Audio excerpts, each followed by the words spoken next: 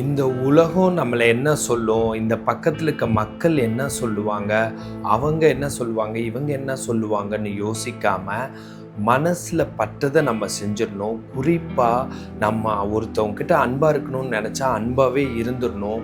பின் விளைவுகளை பத்தி கவலைப்பட தேவையில்ல. யாருக்காச்சும் ஹெல்ப் பண்ணணும்னா பண்ணிடணும். ஏன்னா இந்த சமுதாயத்துல 95% பேரு அவங்க வாழ்க்கையவே அவங்க அன்பாவோ மகிழ்ச்சியாவோ கொண்டு போக தெரியாதவங்க. நீங்க அட்லீஸ்ட் அதுக்கான வழியை கண்டுபிடிச்சி வச்சிருந்தா அவங்க தடுக்க தான் செய்வாங்க. ஏன்னா அவங்களுக்கு தெரியாத விஷயம். அதாவது Buddha only will know about Buddha. புத்தருக்கு தான் புத்தரை தெரியும். இதே புத்தர் தன்மை இல்லாதவங்க புத்தரை பார்த்தா இவர் ஒரு அரசரா சித்தார்த்தரா இருந்தாரு, இப்ப ரோடா உணவுக்கும் அங்கேயும் இங்கேயும் அலைஞ்சிட்டு இருக்கிறாரு, ஏழையா மாறிட்டாரு அப்படின்னு நினைச்சுக்குவாங்க.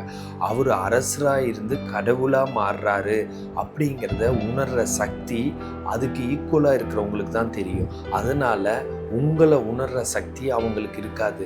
அதனால நீங்க அன்பா இருங்க, மகிழ்ச்சியா இருங்க. நன்றி.